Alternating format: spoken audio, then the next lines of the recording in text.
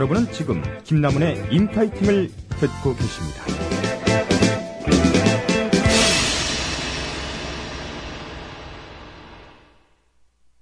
Absolutely wonderful world of sports. Welcome to the wonderful world of sports. 이성무의 스포츠 라이프. 네, 스포츠 관련해서 매주 따끈한 이슈들을 잘 정리해서 청취자들에게 전달해드리는 이데일리의 이성무 기자 나오셨습니다. 안녕하세요. 네, 안녕하세요. 네, 무엇보다도 5만원 따셔 좋으시겠습니다. 예, 맡겨둔 예금 되찾은 기분. 정말 기분이 좋습니다. 예. 예, 삼성의 우승은, 맡겨둔 예금을 찾는 것이다. 그렇습니다. 지난주만 해도 김효진 PD께서 저를 마치 조롱하듯이. 네. 이런 오프닝에 그런 제 발언을 문제 삼으셨는데, 보기 좋게 제 말이 맞다는 것을 증명했습니다. 사람이 목소리 톤이 달라졌어. 네. 자, 어쨌든 한국 시리즈를 짚고 넘어가지 않을 수 없게 됐는데요. 삼성이 1승 3패라는 불리한 상황을 딛고 역전 우승을 이뤄냈습니다. 아무튼 예금 찾았네요. 그렇습니다. 1승 3패로 몰렸을 때만 해도 거의 두산 쪽으로 우승이 넘어간 것 아닌가 하는 생각이 들었는데요. 역시 삼성의 집중력이 대단했습니다. 대단했어요. 특히 5차전과 6차전에서 두산이 이길 기회가 있었거든요. 네. 근데 이걸 놓친 게 너무 아깝습니다. 두산 팬 입장으로서. 그렇죠. 5차전의 경우 두산이 0대3으로 뒤지다가 4대4 동점을 만들었거든요. 그 기세를 이어가면은 역전승을 거둘 수 있었는데 뒷심이 부족했어요. 또 6차전은 더 아까웠던 게 8안타 8볼넷을 얻었는데 네. 점수를 겨우 2점밖에 내주지 못했습니다. 야, 8안타 8볼넷이면 그렇습니다. 이거는 그러니까 루상에서 죽은 주자가 14명이나 되는 거예요. 잘루라 그러는데 그거를. 그러니까 횡사한 주자가 14명이 되는 거예요. 소대 하나가 작살이 났네요. 그렇습니다. 그러니까 두산 입장에서 6차전을 이길 수 있는 경기였고 또 반드시 이겨야 하는 경기였는데 이 6차전을 내주니까 이제 한국 시리즈의 흐름이 완전히 삼성 쪽으로 넘어간 거죠. 네. 선수들이 지칠 대로 지친 상황에서 기세까지 꺾이니까 7차전에서 도저히 이길 수가 없었습니다. 삼성이 이렇게 역전 우승을 할 수 있었던 원동력은 어디에 있나요? 삼성이 이번에 통합 우승을 하면서 한국 프로야구 최초의 3년 연속 통합 우승을 이뤘는데요. 이미 우승을 10번이나 했던 해태 기아도 이거는 이루지 못한 대기록입니다. 네. 50살도 안 된 유중일 감독이 김응용 감독이나 김성근 감독 같은 대감독도 이루지 못한 큰 업적을 이룬 것이죠. 무엇보다 삼성의 이 우승 원동력은 최강 불펜이라고 할 수 있겠습니다. 네. 사실 삼성이 5차전과 6차전을 보면은 순탄하지 않았어요. 그러니까 5차전 선발 투수가 일찍 무너졌거든요. 5차전 선발 윤성환 선수는 2.1이닝 동안에 4실점 하고 마운드를 내려갔고요. 네. 6차전 선발 반데널크는 1이닝 만에 팔근육 통증으로 교체가 됐습니다. 그럼에도 그 뒤를 이어서 던진 구원 투수들이 남은 이닝을 잘 막아줬기 때문에 두 경기 모두 이길 수 있었거든요.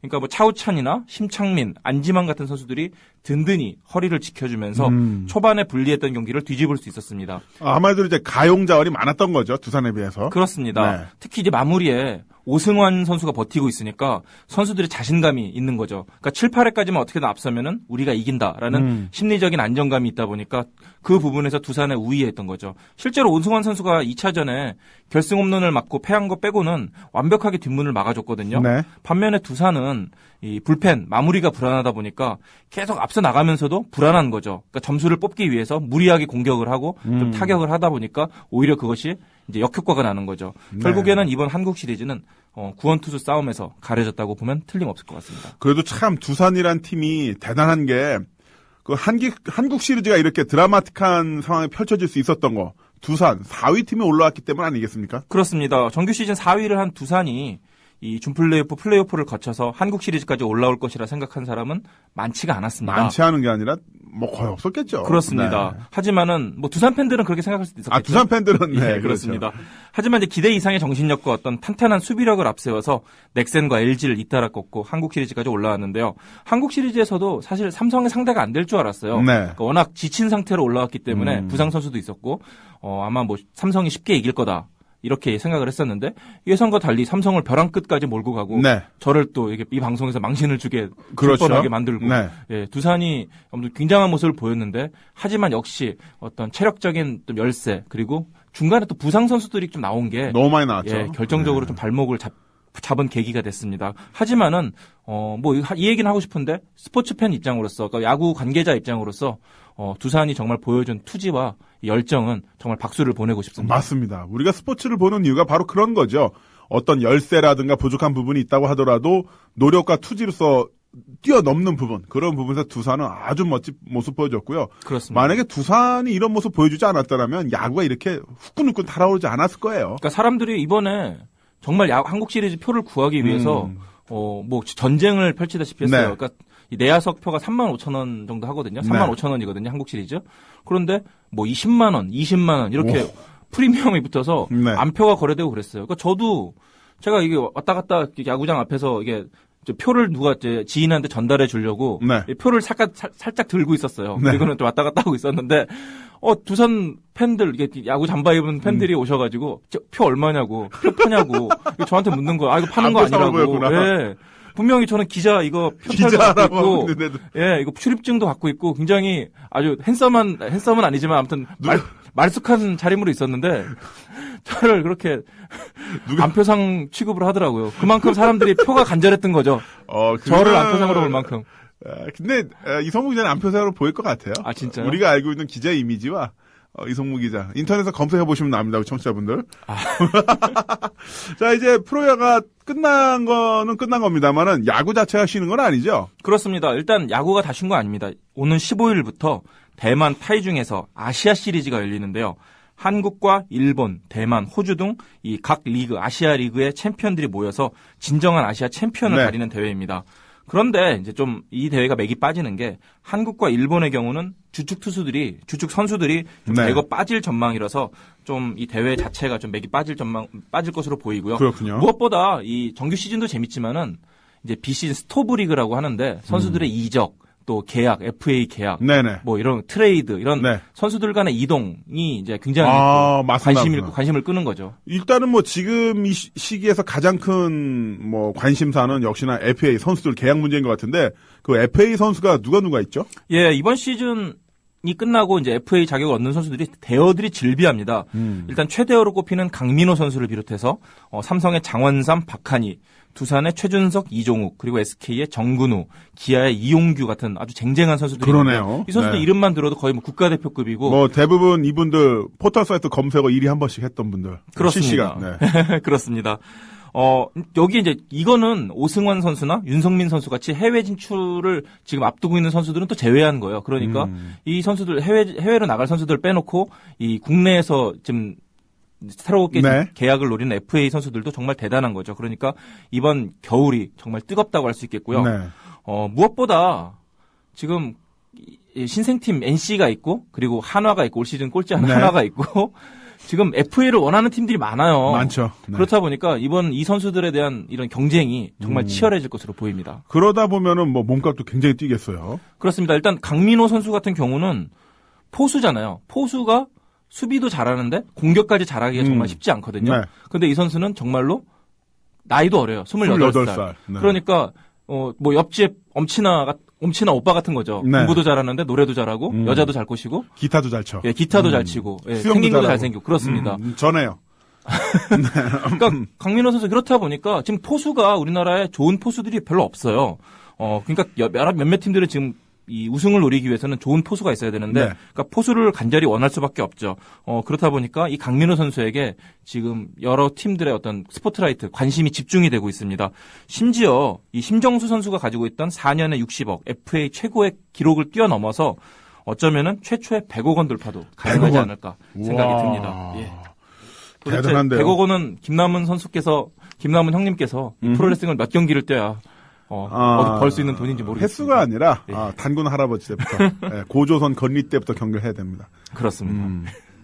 화석으로 남겠네요. 화석으로. 나 이 양반 한 번만 창밖으로 던지면 안 돼? 김 PD 여기 산재돼? 되지? 한번 던질게. 이제 그 밖에도 뭐 이제 삼성의 장원삼이라든가 네. 두산의 왜 최준석이라든가 갑자기 스포츠 얘기를 올라가? 예, 뭐 말씀하시죠. 이종욱, 정근우, 이용규 같은 선수들 다 정말 쟁쟁한 선수들이기 때문에 이 선수들이 팀을 이동하면은 팀을 옮기게 되면은 네. 다음 시즌 프로야구 판도 전체가 바뀔 가능성이 커지게 되겠죠. 그렇군요. 자, 그리고 FA 시장의 변수도 있다면서요? 그렇습니다.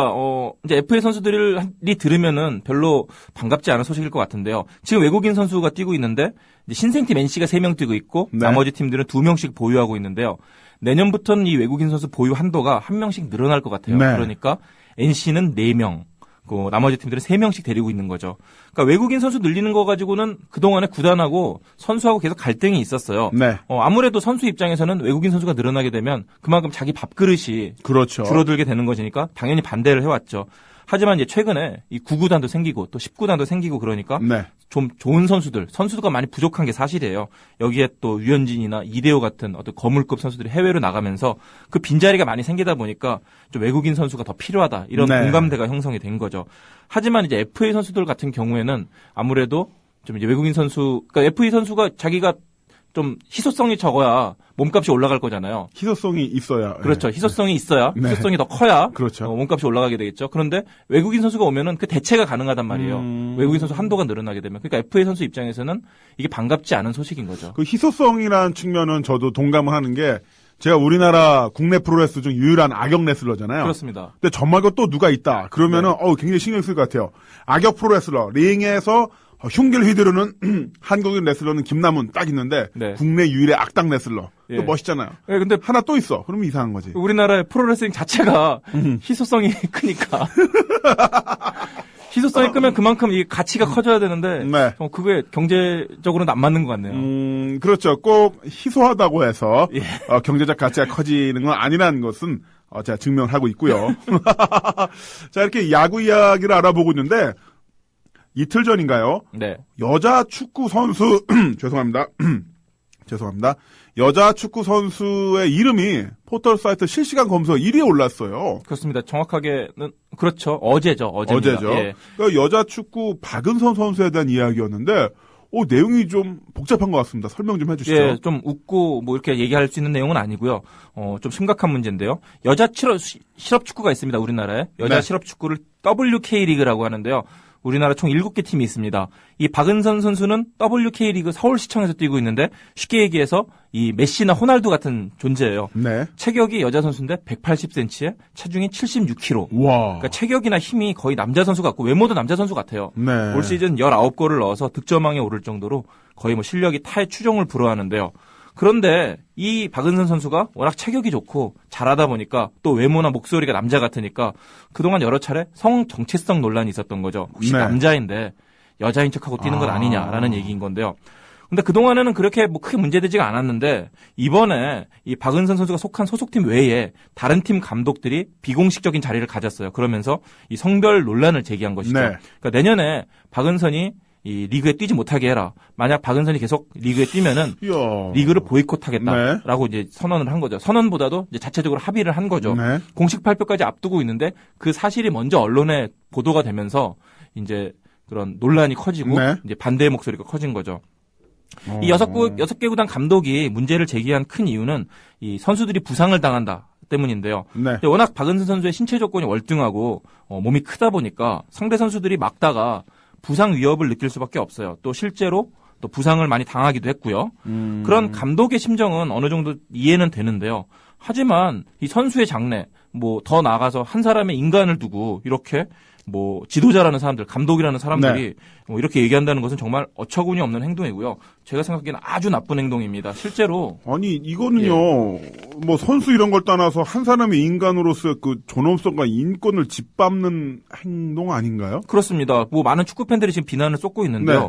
그러니까 실력으로 경쟁이 안 되니까 아예 출전을 막겠다. 라는 생각은 정말 스포츠의 정정당당함과는 거리가 먼 네. 비열한 행동인 거죠.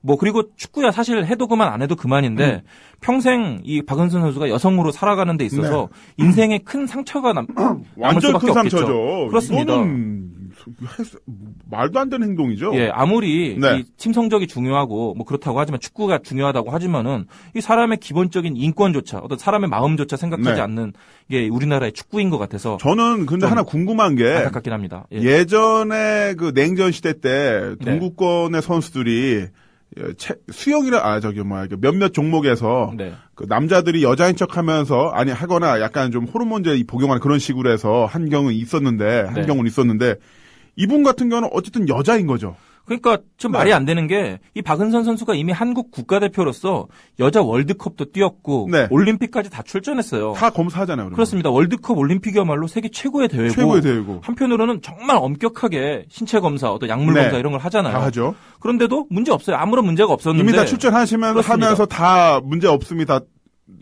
검증이 된 거죠. 그렇습니다. 이 박은선 선수가 그리고 어느 날 갑자기 혜성처럼 나타난 선수가 아니라 지금 2003년부터 계속 뛰어오는 선수예요. 네. 그러니까 10년 가까이 지금 한국 여자 축구에서 뛰는 선수인데 갑자기 이 선수를 두고 뭐 여자다 아니다 이렇게 얘기하는 것 자체가 지금 완전히 코미디인 거죠. 아니 이분 박은선 선수 진짜 가슴에 큰 상처 받았을 것 같아요. 아니나 다를까 오늘 이 자신의 페이스북에 네. 이 심경을 솔직히 표현했어요.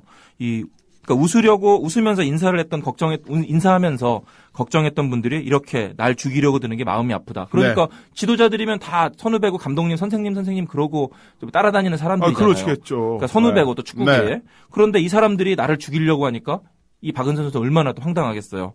그러니까 본인도 얘기를 해요. 올림픽이나 월드컵 때 성별 검사를 받아서 경기에 출전했는데 그때도 수치심을 느꼈다. 그런데 지금은 더 말할 수가 없다. 이 선수가 27살이거든요. 네. 그러니까 뭐 굉장히 지금 마음의 상처가 굉장히 큰 거죠. 네. 하지만 또 이 선수가 좀 대단한 게 그래도 어떻게 만든 나 자신인데 더 이상 포기하지 않겠다. 이렇게 뭐 밝히기도 했는데요. 포기하시면 안 되죠. 그렇습니다. 아무튼 왜냐하면 이분이 잘못한 게 없고 여기서 이분이 포기한다면은 오히려 이런 식으로 다른 사람의 인권을 짓밟는 게 그냥 가능하구나라는 것은 시범 케이스가 될 수도 있거든요. 물론 그 압박감이 본인에게 더 제기될 수 있겠습니다만은 정말 잘 싸워서 이겨내셨으면 좋겠습니다. 앞으로 이 문제 어떻게 될 것 같아요?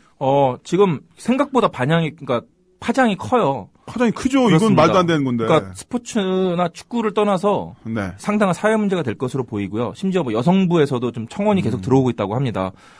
좀 여러 가지로 반대 여론이 형성이 되고 있고 아마 여자 축구 쪽에서는 굉장한 곤혹스러운 사건이 될 것 같고 네. 아마 파장이 쉽게 가라앉지는 않을 것 같습니다. 이런 식으로 규격 외의 어떤 선수, 규격 외의 국민을 정하고 배제를 통해서 통합을 이루는 게 히틀러가 써먹던 방법이에요. 네? 그렇습니다. 네, 뭐 유대인 아니면은 뭐 흑인 또는 장애인 이런 식으로 그 2등 국민, 3등 국민을 만들면서 배제를 시키고 순수한 뭐 아리한족만 남기겠다 했는데 말도 안 되는 거고 순수하다는 말 자체도 안 되는 거고 이런 식으로 그 정말 그 조금 다른 사람을 받아들이지 못하는 사회가 과연 선진국으로서 있는 사회면 더군다나 스포츠에서 그렇습니다. 그러니까 실력으로 못 막으니까 네. 정정당당하게 못 이기니까 비열한 방법을 쓰는 거죠. 그거를 네.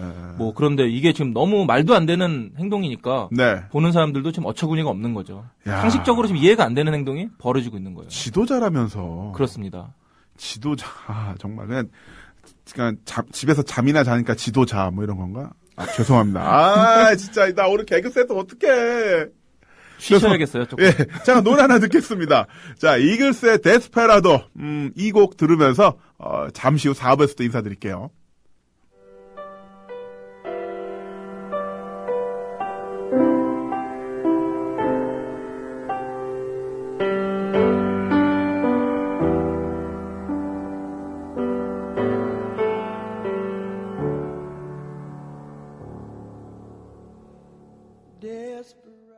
네. 이글스의 데스파라도 들려드렸는데 이 서정적인 멜로디가 참 좋죠. 저희가 이글스의 데스페라도를 선곡한 이유는 다른 데 있습니다. 뭐냐면 바로 오늘 4부는요. 한화 보살스 특집으로 꾸며봤습니다. 자, 환화. 마음이 아픕니다. 마음이 아프기도 하고요. 예. 제가 트위터에 한번 그런 글을 올린 적이 있어요. 한화 팬의 장점 2가지. 뭐가 있냐면은 그 어떤 야구단의 팬과도 친하게 지낼 수 있다. 2번째, 선두 경쟁을 아주 냉정한 시선으로 분석할 수 있다. 맞습니다. 사심 없이 이렇게 살펴봤는데 뭐 자조 섞인 이야기긴 합니다만, 자 한화 이글스란 팀 그래도 한번 짚어봐야 될 것 같아요. 역사와 전통도 있습니다만 너무 좀 좀 밑에 계셔서 안쓰러움이 있고 아이폰 4, 아이폰 5로 넘어가면서 스마트폰의 해상도가 올라가서 좋은 점 딱 하나. 바로 순위 성적표에서 한화의 성적을 하나면서 확인할 수 있다. 왜냐면 고해성도가 될수록 이제 밑에 있는 하나 성적을 바로 필요할 수 있기 때문에. 근데 그것도요, 얼마 전에 보니까 그 광고가 들어가서 한 페이지 넘어가더라고요. 아이, 진짜 거기다 광고 집어넣더니. 자, 이성무 기자. 네. 그 한화 이글스라는 팀, 한번 알아봅시다. 어떻게 태어난 팀인가요? 예, 그러니까 원래 지금 한화 이글스가 연고지가 대전 충청도잖아요. 네. 근데 원래 프로야구 출범 당시 이 대전 충청권을 연고로 한 팀은 오비베어스였습니다. 그런데 오비는 1984년 시즌을 마치고 연고지를 서울로 옮기게 돼요. 이게 이제 그 KBO와의 당시 약속이 있었던 거죠. 암묵적인 공개되지 않았던 미래약이 있었던 거죠. 그러니까 프로야구가 출범하고 나서 3년이 지나면은 서울로 연고지를 옮긴다. 이런 약속이 있었기 때문에 이제 자연스럽게 1984년 시즌이 끝나고 오비가 대전을 버리고 서울로 올라오게 됩니다. 이제 그러니까 대전이 비잖아요. 그러니까 대전을 새롭게 이제 연고지로 삼을 새로운 팀이 필요했던 거죠. 네. 마침 당시에 이제 프로야구 인기가 많아지고 좀 관심이 묻다 보니까 각 기업에서 이 프로야구 팀을 서로 하겠다 이렇게 네. 얘기를 해요. 그때 이제 한국화약그룹 이제 한화의 전신이죠. 전신이죠. 그래서 한국화약그룹이 이제 1985년에 프로야구를 하겠다고 뛰어든 것이죠. 자연스럽게 연고지도 대전으로 결정이 되고요. 원래는 이 충청연고 프로야구팀 이 1순위는 동아건설이었어요. 동아건설이요. 그렇습니다. 근데 당시 최원석 회장이 이 탁구협회 회장이었거든요. 네. 이 탁구에 전념하겠다. 어허. 이제 이렇게 판단을 해서, 그러니까 당시 그 88올림픽을 앞두고 있으니까 88올림픽 때 또 이 탁구의 금메달 가능성이 높아 보이니까 네. 이 동아그룹에서 탁구에 전폭적인 지원을 하고 야구는 안 하겠다. 안 이렇게 하겠다. 선언을 하면서 자연스럽게 이제 한국화약그룹에 기회가 온 거죠. 결국 한화가 이 30억 원의 가입금을 내고 프로야구 회원사가 되는데요. 이 30억 원이 정말 이제 프로야구 입장에서는 굉장히 네. 고마운 돈인 게 지금 도곡동에 야구회관이 있거든요. 있어요. 한국야구위원회 네, 지나가다가 1층에 봤어요. 농협이 있고 예. 거기가 알짜 땅이잖아요. 네. 그렇습니다. 지금은 그 30억 가지고 그걸 땅을 사서 건물을 지은 거예요. 네. 근데 지금은 뭐 몇백억짜리가 됐잖아요. 아, 역시 부동산이야. 역시. 예. 이야. 한화가 참 고마운 거죠. 네. 근데 그 한화가 예전에 한국 화약이었다는 거 모르시는 분들 많이 계신 것 같아요. 그때 우리 동네 선배님이 한국 화약 그 네. 명함을 갖고 있었던 거기 직원이었는데 그 명함을 갖고 해외를 나가면은 무슨 엄청 놀란대요. 네. 한국 화약을 영어나 한자로 썼다고 보세요. 이거는 이거 엄청난 느낌이거든요. 코리아 다이나마이트인가. 그러니까 뭐 그런 느낌이니까. 예, 그러니까 이 팀을 만들 때도 사실은 이 그룹이 기업 입장에서도 네. 고민이 많았어요. 그러니까 보통은 모기업을 쓰잖아요. 뭐 삼성이면 삼성, 네. 뭐 두산이면 두산, 두산. 뭐 이렇게 쓰잖아요. 근데 한국 화약은 어감이 너무 안 좋은 거예요. 그것도 그렇고 자기가 생각을 해도. 유니폼에 화약 써 있으면 예. 쟤들은 언제 터질까. 예. 자, 3번 화약, 6번 화약 이러면서. 그래서 이제 고민을 한 게 자기네 당시 지금은 계열사가 아닌데 네. 당시 계열사 중에 이제 소비자들에게 친숙한 식품회사 이게 또 한국화약 그룹 중에 유일하게 또 소비재 기업이었어요. 네. 이 빙그레라는 이제 기업이 있었던 거죠. 이 빙그레를 구단 이름으로 쓰게 되는 거죠. 이제 빙그레까지 참 좋았습니다. 그러면은 이제 그 다음에는 타이거스나 라이온스처럼 팀명을 정해야 되잖아요. 네. 처음에 이 김승현 회장이 어떤 얘기를 했냐면은 충청도가 양반의 고향이니까 그렇죠. 우리 팀 이름을 양반내로 지으면 어떻겠냐. 그러니까 빙그레 양반내. 빙그레 양반네.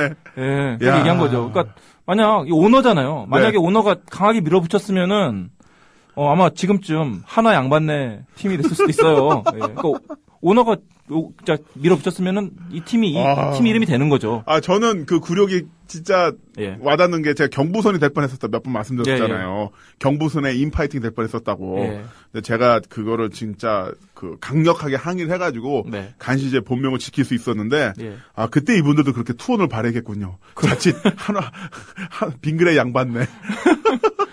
그렇습니다. 양반이라서 천천히 뛰어간다 그러면서. 근데 지금 생각해 보니까 저도 이제 이걸 조사하면서 알았는데 지금 생각해 보니까 신선한 것 같기도 하고, 네. 예, 굉장히 팬들에게는 아마 친숙했을 것 같아요. 영어로 YANGBAN. 또 다른 이름 후보도 있었다면서요. 예, 그러니까 양반내는 좀 아니다 싶어서 네. 다른 후보, 그러니까 가장 유력했던 이름이 다이너마이트였어요. 이제 화약 기업이라는 이미지도 맞기는 한데 다이너마이트, 그러니까 또 그게 강력한 이미지고. 너무 강력해요. 그렇습니다. 빙그레 다이너마이트. 예. 그런데 이제 이게 또 좀 안 된 게 킬 당한 게 이 위험물 이미지가 워낙 강하잖아요. 다이너마이트가. 여기다가 또 이 마스코트 옷을 입혀놓으니까 그 길쭉한 막대기잖아요. 그 마스크에다 위에다가 실 달려있고. 심지부터. 심지에 불 붙어있는. 아니, 무엇보다도 해외 원정 갈 때 장난 아닐 것 같아요. 몸수색이. 다이너마이트가. 그러니까, 너 어느 팀, 너 소속이 어디야? 다이너마이트입니다. 최고다. 불량 서클 이름 같긴 하네요. 다이너마이트. 예. 그러니까 이제 너무 이게 안 좋다 보니까, 어감이 안 좋다 보니까, 이제 마스코트 하기가 안 좋았던 거죠. 특히 이제, 이 당시에, 그 한화 기업에는 가장 이제 안 좋았던 기억이 1977년 1위역 폭발 사건이 그렇죠. 있거든요. 이게 한화 그룹 역사상 가장 어떻게 보면은 좀 흑역사라고 할 수 있는데. 그때 많은 분이 다쳤고, 그 소녀 가수였던 하춘아 씨가 부상당했었는데, 그때 아마 코미디언 이주호 씨가 구출했었던 그런 일화도 있었죠. 그러니까 그 당시에 아직도 그 이미지가, 그러니까 그 기억이 사람들이 많이 남아있었던 거예요. 그러니까 다이너마이트 폭발물에 대한 어떤 두려움이 컸던 거죠. 그런 상황에서 이제 다이너마이트로 이름을 지으면은 반감이 더 크겠죠. 현명한 선택을 했고요. 결국 이제 공개 공모를 했어요. 그래서 정해진 이름이 이글스였는데, 이 독수리의 강인한 발톱과 날개를 달고 높이 날아오르라라는 뜻에서 엄청난 선택입니다. 빙그레 이글스라는. 1번 양반네, 2번 다이너마이트. 가다가 1번 아니면 2번. 과연 이 선수들 입장에서는 얼마나 가슴을 졸였을까. 양반이 될지 다이너마이트가 될지 하다가 그나마 이글스. 와. 그러니까 어디 슈퍼에서 파는 김 이름이 될 뻔했죠. 김 이름이나 아니면 위험물.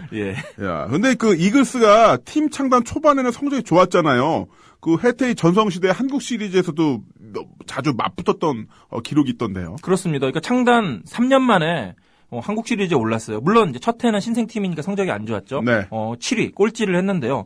그 당시 선수들을 보면은 물론 엘리트 야구 선수들도 있지만은 그렇지 않은 선수들도 있었어요. 그러니까 당시 제 기억에 이 빙그레 이글스 시범 경기를 했는데 시범 경기 개막전 선발 투수가 조호표라는 투수였는데요.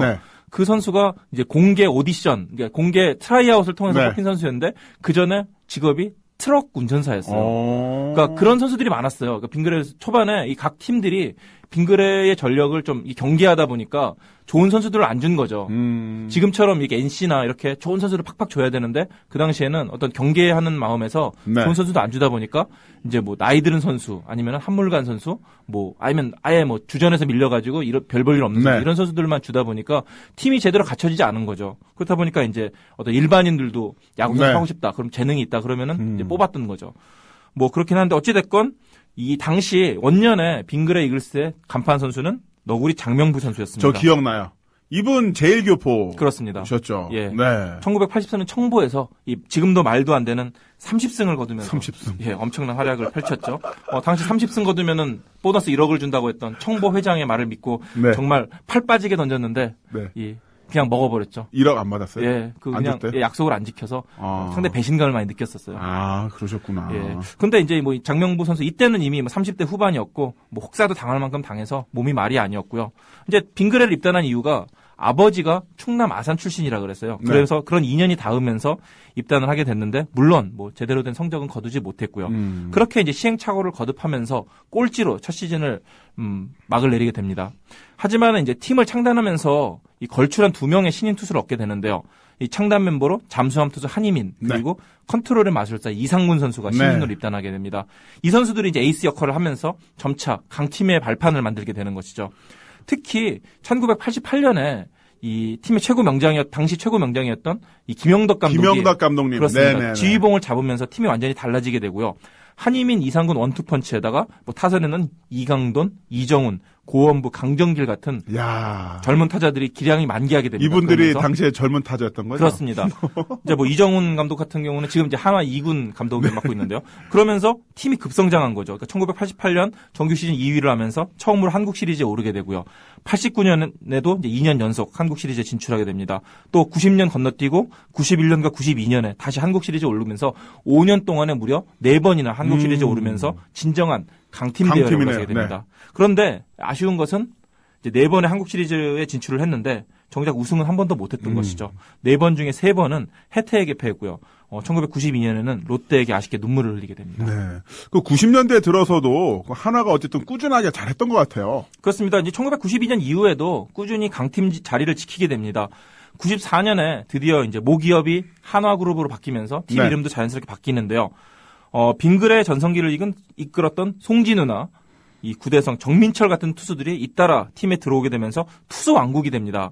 여기에 또 연습생 출신 홈런왕 장종훈 선수가 최전성기를 누리면서 팀을 맞아. 되죠. 장종훈 선수. 맞아. 한화였지. 그렇습니다. 당시 이제 너무 잘했었어. 진짜. 당시 만화 중에 이제 4번 타자 왕종훈도 있었고. 이런 만화도 네. 있었고요. 그 밖에도 뭐 이영우라든가 송지만이라든가 이상열, 홍원기 같은 선수, 특히 이제 송지만이나 이상열 같은 선수는 아직도 지금 선수를 뛰고 있는데 이 선수들이 이제 적절히 성장하면서 자연스럽게 세대 교체가 진행이 되고요. 결국에는 1999년에 아주 감격적인 첫 한국 시리즈 우승을 차지하게 됩니다. 그 1999년에 그 첫 우승, 4번의 한국 시리즈 실패 끝에 5번째 도전 만에 이룬 우승이었었잖아요. 그렇습니다. 와. 그 1999년 우승은 사실 하나 입장에서 정말 감격적인 우승이었는데요. 당시는 이제 양대 리그로 치러졌거든요. 그 해에 한화가 매직리그 2위를 차지했는데 이 플레이오프에서 드림리그 1위인 두산을 4연승으로 이기고 한국 시리즈에 오르게 됩니다. 네. 여기에 또 한국 시리즈에서 롯데를 4승 1패로 누르고 창단 13년 만에 처음으로 한국 시리즈 우승을 차지하게 되는데요. 그 당시에 선발 송진우, 정민철 정말 강력한 원투 펀치고요. 또 마무리는 구대성. 지금 뭐 이름만 나열해도 정말 대단한 투수들이 그러니까요. 팀을 이끌었고요. 또 여기에 또 외국인 타자 로마이어. 로마이어 이분 당시에 인기 시트콤에 종종 출연하기도 하지 않았었나요? 아 그랬나요? 아니었나? 헷갈렸다. 죄송합니다. 예. 우주다. 예. 이런 엉뚱한 사람 선수들이 맹타를 휘둘리면서 하나의 큰 힘이 되기 시작하고요. 그러니까 이때부터 이 선수들이 중심으로 이른바 다이너마이트 타선, 오늘날까지 이어지고 있는 다이너마이트 타선이 본격적으로 시작되게 됩니다. 야, 1999년에 첫 우승. 그러니까 20세기 때 우승한 거죠. 그렇습니다. 네. 근데 21세기 들어서부터는 2000년대 들어서부터는 좀 하나가 그 내리막길 좀 걷게 되잖아요. 예, 근데 사실 한화가 계속 못했던 건 아니고요. 네. 2000년대 들어서 이제 이광한 감독, 유승환 감독 등이 지휘봉을 잡는데 좋은 성적을 거두지 못했어요. 여기에 이제 정민철이라던가 구대성 선수가 잇따라서 일본에 진출하게 되고요. 또 장정훈 선수도 나이를 먹으니까 이제 노쇠화를 겪게 되면서 공백이 커지는 거죠. 그런데 이제 2005년에 이 김인식 감독이 사령탑을 잡게 되면서 위기에서 벗어나게 됩니다. 그 감독 부임 첫 해 2005년에 정규리그 4위를 차지하면서 포스트 시즌에 진출하게 되고요. 2006년에는 이 하나 구단 역사상 아주 의미 있는 해인데요. 네. 바로 괴물 투수 류현진 선수가 입단하게 류현진. 됩니다. 예. 어떻게 다시 오면 안 되나요? 하나에? 그 연봉 한 300만 달러를 이렇게 맞춰주면은 그래? 힘들겠다. 평균 연봉 600만 달러니까 70억 원 정도 되면 되겠네요. 그냥 계속 미국 계속 그렇습니다. 그러니까 이 선수가 유현진 선수가 2006년 입단 첫 해에 16승을 거두면서 투수 3관왕, 신인왕, MVP까지 그냥 싹쓸이합니다. 네. 그러니까 프로야구를 평정하게 되는 것이죠. 여기에 또 구대성 선수가 일본에서 또 일본과 미국 생활을 마치고 마무리로 복귀하게 되고 뭐 노장 문동환 선수까지 부활을 하면서 그러니까 여러 가지 악귀가 잘 맞아 들어가요. 그러면서 한국 시리즈까지 다시 오르게 되는데 네. 역시 좀 삼성에게 좀 힘에서 밀리면서 패하게 되고요. 하지만 많은 한화 팬들 그리고 또 많은 야구 팬들이 이 당시 2006년 한국 시리즈에서 보여줬던 한화의 어떤 투혼 같은 거를 아직도 많이 기억을 하고 있습니다. 참 대단했던 팀이었는데요. 그렇습니다. 대단합니다만. 2006년에 정말 대단했잖아요. 그러니까 나름대로 역사도 있고 강팀으로서의 지위도 계속 꾸준하게 지켜왔던 팀이에요. 네. 그런데 이제 이후에 이제 몰락의 길을 찾아오게 잘 아시는 것처럼. 그렇습니다. 그러니까 2007년까지 그 다음 시즌까지도 플레이오프에 진출을 했는데 그 다음 2008년부터 갑자기 이제 훅 떨어지게 돼요. 네. 그러니까 이미 주축 투수들 송진우나 정민철, 구대성 같은 주축 투수들이 30대 중후반에 접어들면서 이제 그 뒤를 바칠 선수들을 키우지 못한 거죠. 그러니까 고참 선수들이 이미 힘이 떨어진 상황에서 세대 교체가 안 되다 보니까 그러니까 근간이 어떤 기반이 흔들리게 되는 것이죠. 결국에 모든 악재가 겹치면서 한화가 2009년에 처음으로 꼴찌를 하게 돼요. 설상가상으로 이 시즌이 끝나고 이제 송진우와 정민철 선수가 은퇴를 하게 되고요. 또 김태균과 이범호 선수는 FA 자격을 얻어서 일본 프로야구에 진출하게 됩니다. 그러니까 이미 존 존스에게 팔꿈치 공격을 맞고 무릎치기까지 당했고 그랬는데 여기서 심판이 중단을 안 시키고 계속 파운딩을 허용하는 거죠. 그러니까 이때부터는 이제 한화가 완전히 거의 다른 팀과 상대가 안 될 정도로 전력이 급 약화가 되고요. 근데 왜 그렇게 그 세대 교체라는 거 모든 감독들이 다 지금의 그 현존하는 잔존하는 가용 전력을 이용해서 좋은 성적을 거두는 것과 그러면서도 어떻게 본다면은 그 세대 교체, 이 선수 말고 좀 다른 선수 좀 써야겠다 이런 부분에 대한 준비는 모든 감독들이라든가 프론트들이 할 텐데 왜 하나는 그런 부분에서 참 힘들었을까요? 일단 이 선수들의 영향력이 엄청났던 거죠. 정민철이라든가 구대성이라든가 이런 선수들의 이런 팀 내에서 차지하는 비중이 워낙 컸던 거고요. 그리고 일단은 김인식 감독 자체가 노장 선수들을 이 중시하는 어떤 좀 노장 네. 선수들의 경험을 굉장히 믿고 신뢰하는 이런 스타일의 감독이에요. 그 무엇보다도 성적을 내기 위해서는 지금 당장 필요한 선수들을 키워야죠. 아니, 네. 필요한 선수를 경기에 내보내야 되겠죠.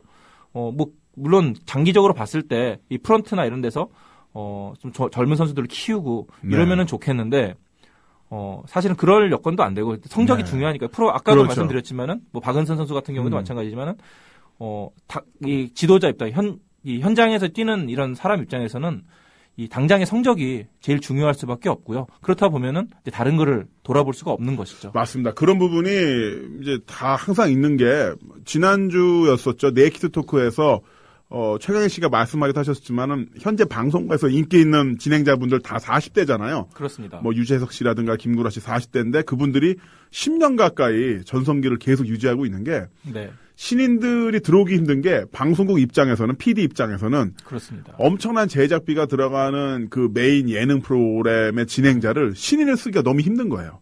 이 사람을 적은 가격에 쓰느니 적은 가격에 데려와서 모험을 하느니 차라리 많은 페이를 지불을 하고 안정된 어떤 시청률을 보장받는 게 더 낫겠다 싶으니까 세대 교체가 안 되고 계속 가는 건데 바로 그런 부분에서 어떻게 보면 매일 경기가 있으니까 정말 이런 분이 있었던 것 같은데 참 그러네요. 그러니까 네. 팀의 주축 선수들이 한꺼번에 빠지는 거예요. 그게 어찌 보면 하나로서는 좀 불가피한 측면이 없지 않았던 건 네. 사실인데요.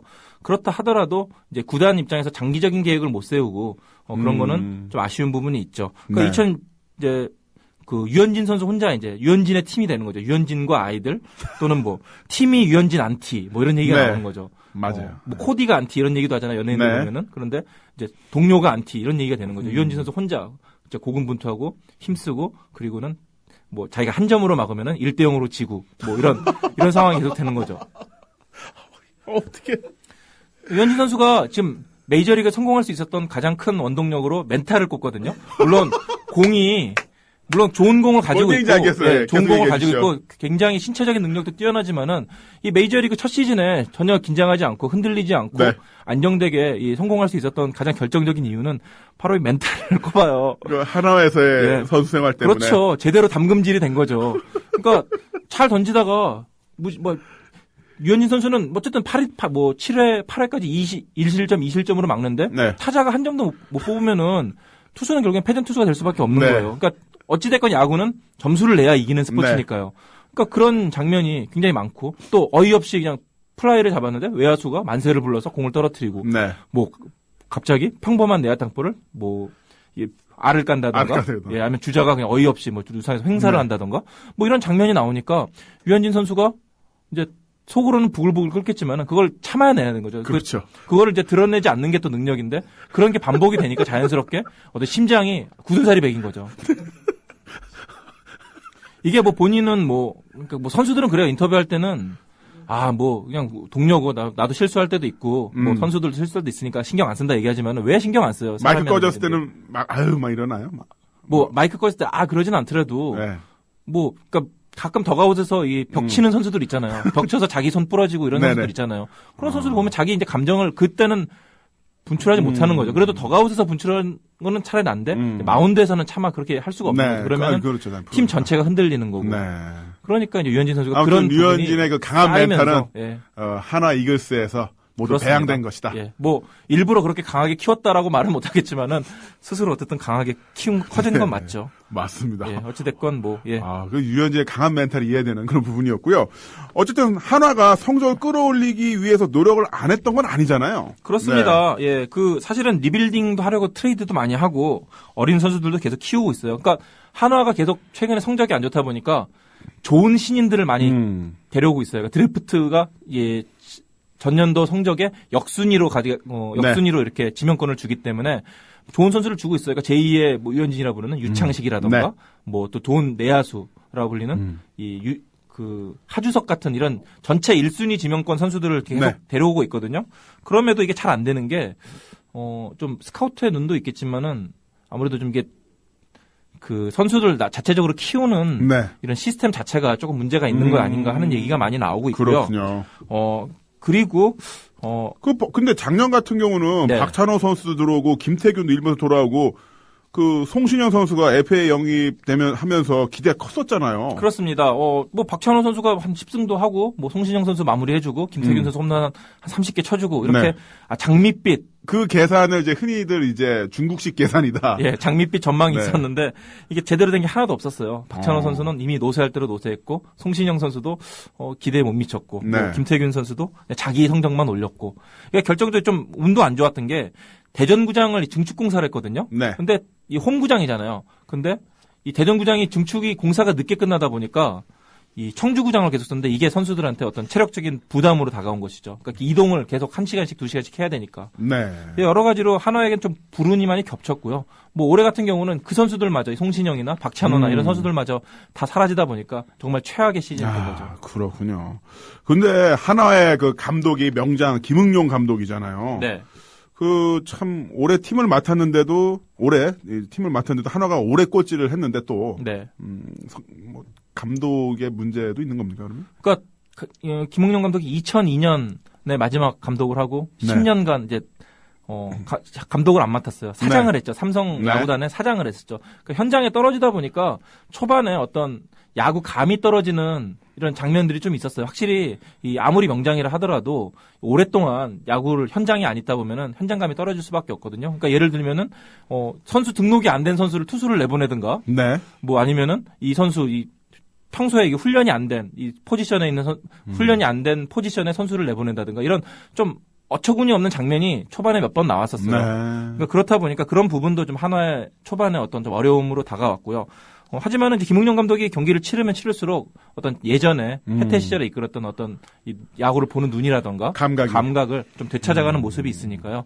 내년에는 좀 더 좋은 모습이 나타나지 않을까 생각합니다. 그 내년에 좀 그 도약이 가능할까요? 한화 팬들이 와 할 수 있는 뭐 이런 희망적인 일이 좀 일어날까요? 어떨까요? 그러니까 유현진 선수를 미국에 보내면서 이적료로 200억 넘게 받았어요. 네. 한화 이글스가 그 돈이 그대로 있습니다.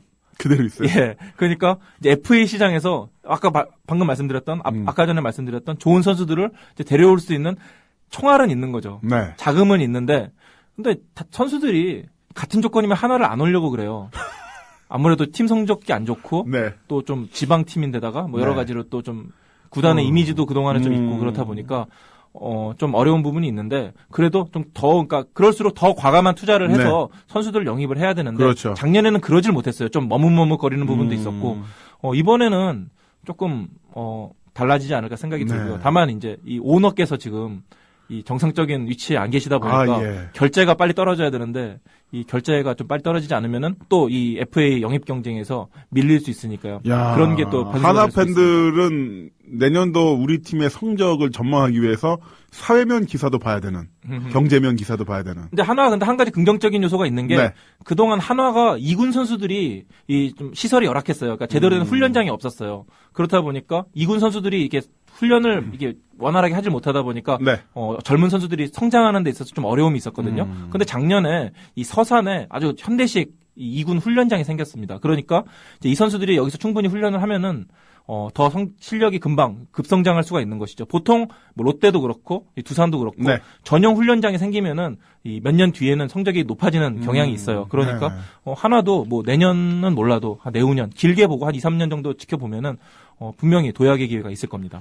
자금도 있고 시설도 있고 그렇습니다. 한번 기대해봐도 좋겠죠. 우리가 뭐 스포츠를 보면서 강팀, 챔피언을 응원하는 것도 좋습니다만 조금 뭔가 약한 팀 또는 뭐 꼴찌를 응원하는 것도 스포츠를 사랑하는 사람으로서의 하나의 어떤 큰 의미가 있는 것 같아요. 맞습니다. 그런 식으로 하면서 전반적인 어떤 분위기가 또 살아나가는 거고 모두 다 강팀일 수는 없잖아요.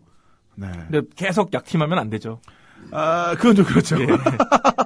자, 이렇게 오늘 이제 야구 이야기와 함께 그 박연선 선수 이야기 또 한화 보살스 특집으로 30분을 해봤는데요. 프로야구 팬분들 또 한화 팬분들 기운 내시라고 우리 한번 박수 한번 쳐드릴까요? 와, 한화 보살스 파이팅! 자, 이렇게 스포츠 라이프 여기서 마치도록 하겠습니다. 이성무 기자 수고하셨고요. 다음 주도 좋은 소식 부탁드리겠습니다. 네, 감사합니다.